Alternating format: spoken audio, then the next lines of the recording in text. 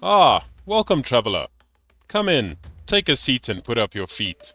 Today, we are diving into a game called Dawn of Man, a prehistoric city building survival game, where we will be cooking up some roleplay to enhance the gameplay. This is part 9 in our multi-part series, and if you'd like to see more of this, please like, subscribe, and drop a comment down below. Let's get cooking. And here we are, returned once more to the River Clan. In the previous episode, we had a look at building these fences, expanding our farms, and making sure that our settlement was closed in and well protected. So a little bit has happened between episodes here.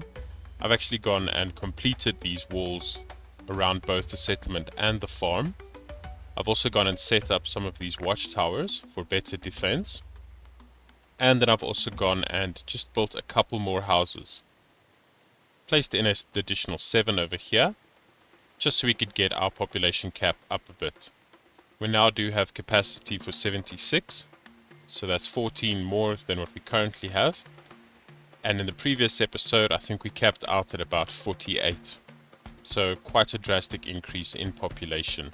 It was really needed, as we need that workforce to come in, plant all of this in one season and get it done so we can focus on other things as well. What also happened between episodes was we came in and planted a flax field over here, and for the pulses we've just come in and added in rows of 2 by 3,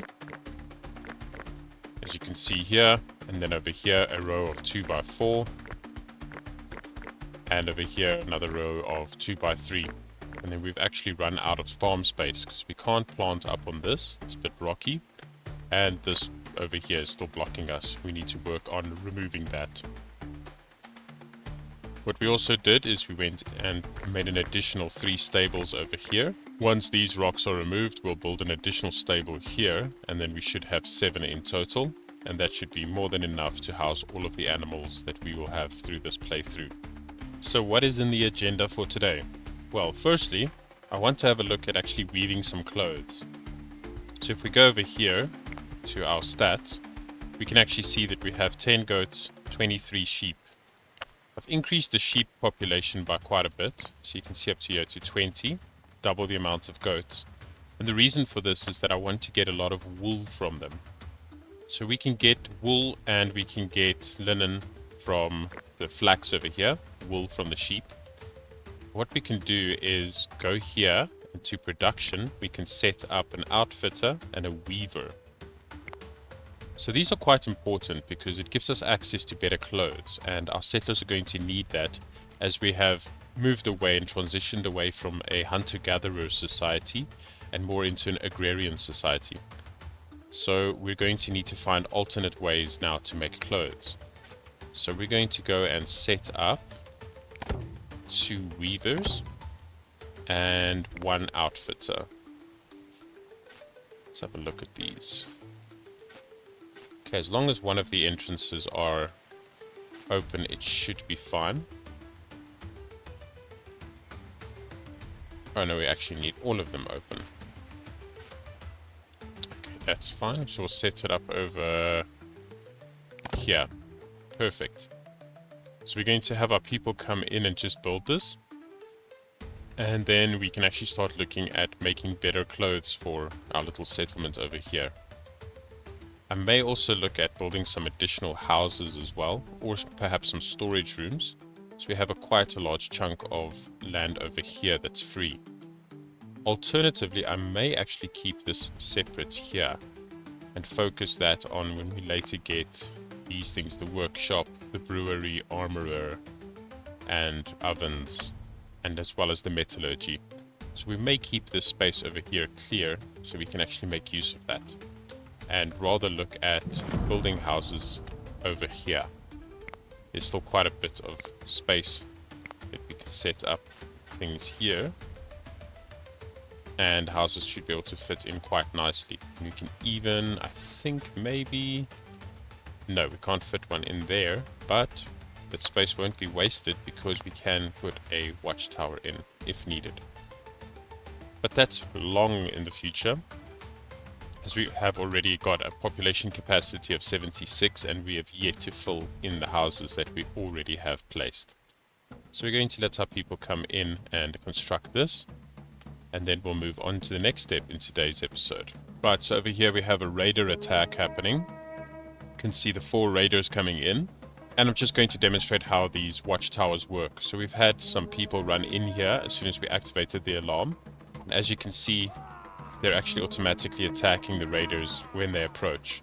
So this is a way to set up good base defenses against things like this. And they're perfectly safe inside that watchtower, although it will take a considerable amount of damage. So it's better than your people actually getting hurt themselves, which is great, but the watchtower does take quite a beating from it. But definitely worth the resources, definitely worth the build time, keeps our people nice and safe. As soon as you activate that alarm, they will run and enter all of the watchtowers around your settlement. So as long as you have one or two built here at, intermittent places along your walls, you should be fine.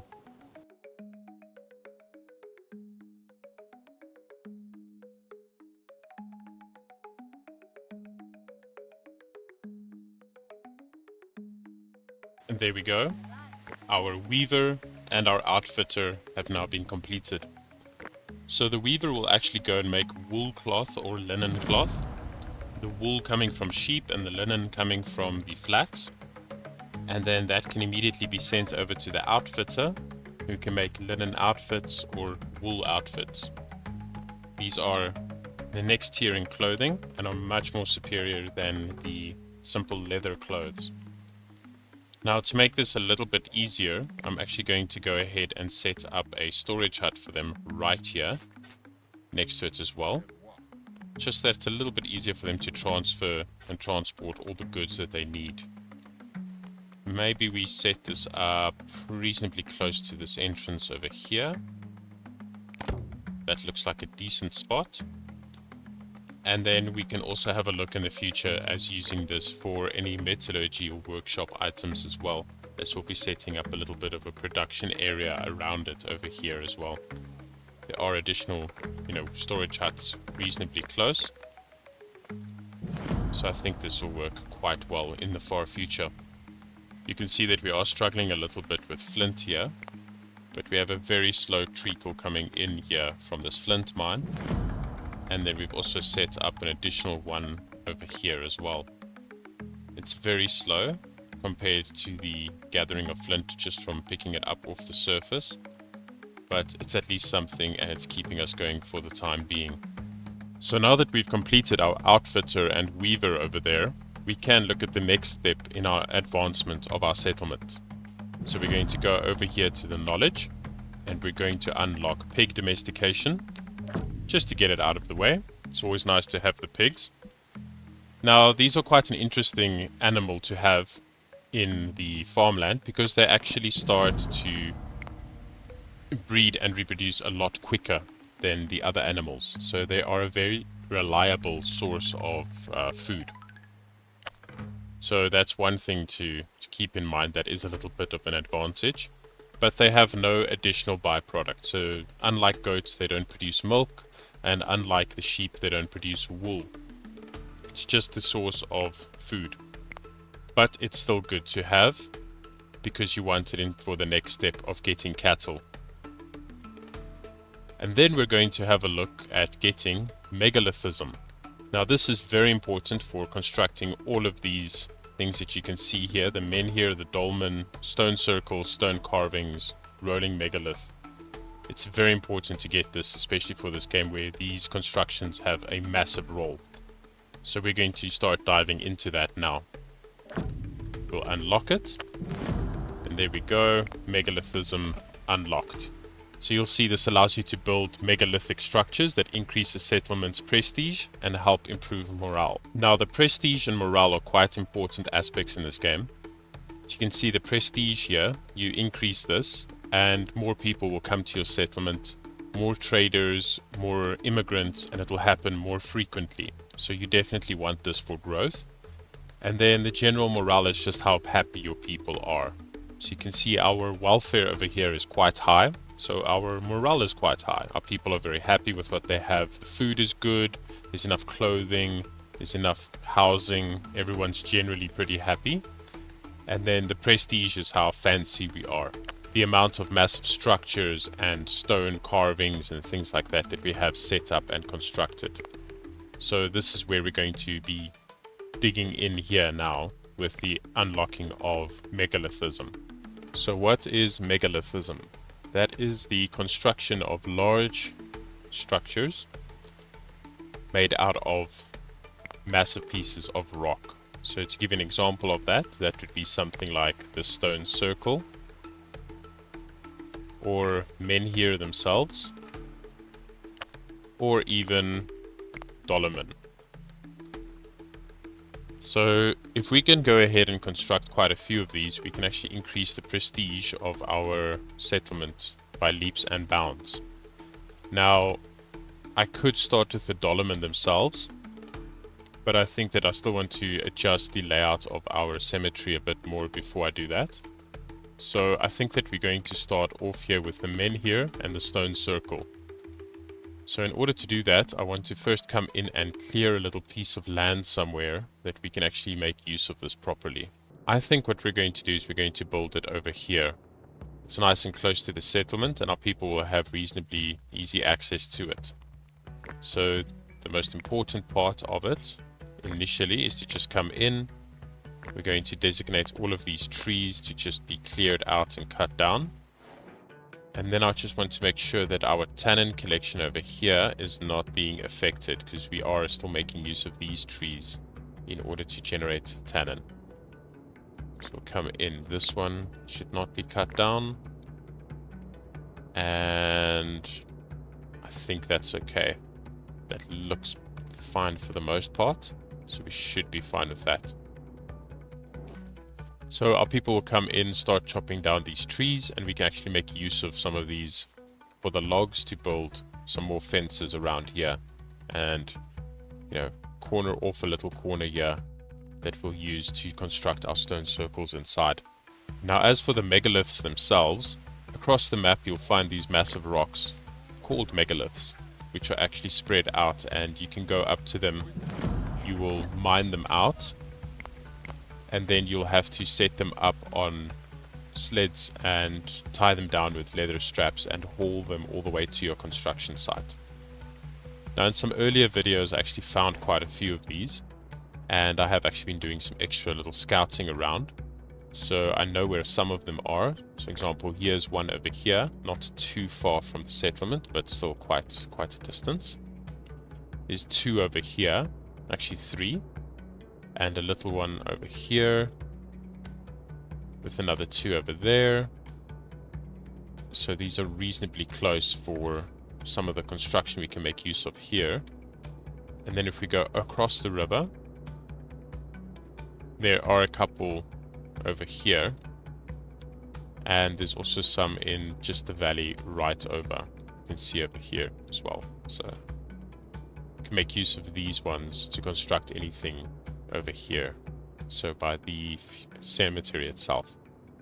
But everything on this side of the river we will make use of inside this area that we're going to clear away. And speaking of clearing away, so we're just going to let our settlers now run through the winter, chop down these trees, and in the spring we will look at setting up a new perimeter and starting to get our layout done for where we will set up our stone circle. So I've gone ahead and cleared out majority of the trees here and just set up a simple palisade outliner, and I think that this space should be enough for what we're going to construct here in regards to the stone circles and the menhirs themselves. So we'll just let this run. Hopefully this will be finished within this year, if not then in the next year. But once this is done, we'll start looking at the actual megalith structures. And there we go, our wall is now complete, and we've gone and encapsulated this area as well. I've also gone and just run a wall going down the side of this hill here, and actually removed the pre-existing palisade wall over there, just to open it up and make travel for our people a lot easier between these two sections. I also went ahead and placed another stable over here, So now we can get some more space for our animals, and we can actually start looking now at doing megalithism. We do have a much larger population, 91 out of a capacity for 92, so our workload is a lot easier to manage now. And I think in the spring what we'll do is we'll come in, grab all of these trees, cut them down, make a little bit of space, and we'll start placing down where we're going to have our stone circles. So we've cleared away most of these trees here, and we can start actually planning out where we want to set up our stone circle. So I think what we're going to do is, I think we'll set up one perhaps roundabouts here, and then another one over here, and sort of get a, maybe like this. So one here, and then one over here, and then we have an area in the center that we can actually look at doing something interesting with in the future. And then after these have been constructed, we can maybe look at just placing some menhirs around in some interesting patterns. Now, to actually construct these, you'll notice here that it needs megaliths. So how we're going to do this is we're going to find these megaliths out in the wild, and we're going to set them to be mined. And our people will come in, mine them up, and then they will use logs and leather and make like a type of sledge to pull it, and they'll drag these megaliths across the land back towards where you need to construct them. You can have multiple people also assigned to each megalith, so if you have one, it's going to drag really slowly, and if you have quite a few, it will move quite a bit faster. But it is quite a tedious job and does take a lot of time. So for this, we're probably going to go and set up quite a few megaliths to be mined out and put on sledges. So we'll just look over here. We'll try to remember where all of these were and mark them, and then hopefully our people can actually get around to doing all of this. So we've marked 4 here already, and we need to keep in mind that each of these takes 6. So it is quite a substantial amount of megaliths that we're going to need for all of our constructions. But we'll be back in a bit once all of these have been marked, mined up, and we'll do a bit of a building montage as well for these stone circles. So as you can see here, this megalith has actually been mined out, and it turns into just this long stone. And then you come here to them and you say prepare for transport. And it will show you 3 logs and 3 leather required for each of these. And then you can also click on these and go here to the megaliths panel, and it will actually tell you which of the megaliths are available that you have already mined out, and which ones are ready for transport, as well as which structures they're going to be going off to. So it's a good way to manage the whole megalith system. It's quite handy.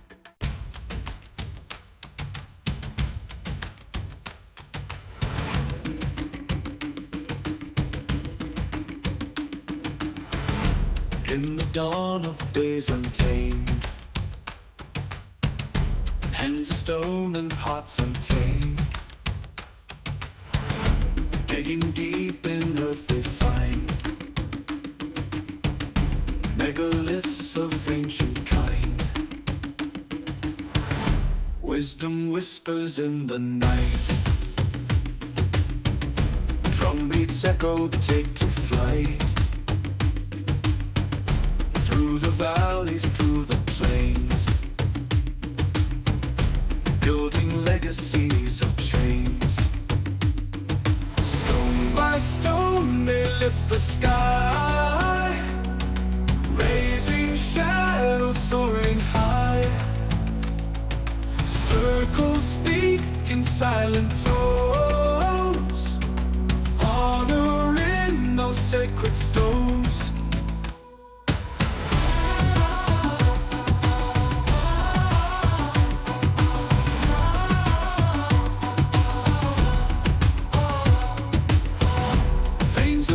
Who feel their might, guiding hands through endless night. Ancestral spirits in the ground, in their labor they are bound. Centuries pass, yet the stones remain. Testament to joy and pain. In the circle, life and death. Close our eyes and hold our breath.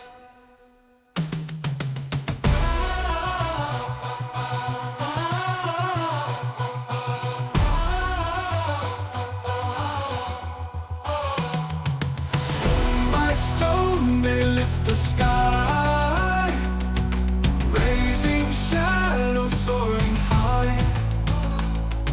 Circles speak in silent tones, honoring those sacred stones.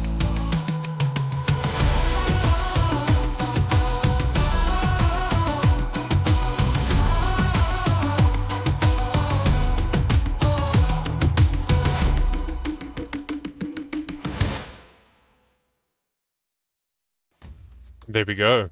Our stone circle is finally complete, and we've unlocked another milestone as well. Now, it took really long to construct. It's ridiculous how much time is actually put into collecting all of the megaliths and hauling them across the land to the construction site itself. But I think it is well worth it, as this building alone has raised our prestige quite a bit. And as soon as we've constructed another one, more settlers are just going to come streaming in, wanting to join our community. It's actually quite an impressive little centerpiece, and I cannot wait until this one's also constructed. Another thing we're going to look at using these megaliths for is actually these dolmen, which are a large funerary structure made of several stones supporting a bigger rock. And essentially they're like large stone tables, but I believe people are actually buried beneath it. And we're going to use these to actually expand upon our graveyard a little bit, just to add some more prestige for our fallen people. We'll do it to about there. We're going to just place down 3 of them, and then we'll come in and actually have all of these trees cleared out, so we can look at building a little fence around it as well to protect the graves of our fallen. We are going to have this secondary stone circle over here completed. Once that's built up, we'll look at how we can spruce up this area a little bit. As you can see over here, the stone circle itself actually helps our people with their religious needs. They'll come and they'll pray here to the ancestors, and this will slowly increase the happiness of our people as well as the prestige. So we're just going to let things run and let them finish constructing. And there we go. We now have 2 stone circles completed. So what we're going to do now is come in here and grab some menhirs and just see what the distance is between these two, and come in and place a couple of these menhirs down just for decorative purposes. And once that's built, I think it's going to look quite nice. But that will have to wait for a future video, because we've run out of time for today's episode. Thank you for watching. If you enjoyed this video, please like and subscribe, as that would greatly help the channel. If you'd like to be kept updated as to new videos being released, then please hit that notification bell. If you have any feedback, suggestions or requests, leave a comment down below and let us know. Until next time, this is Roast Temp. Keep cooking.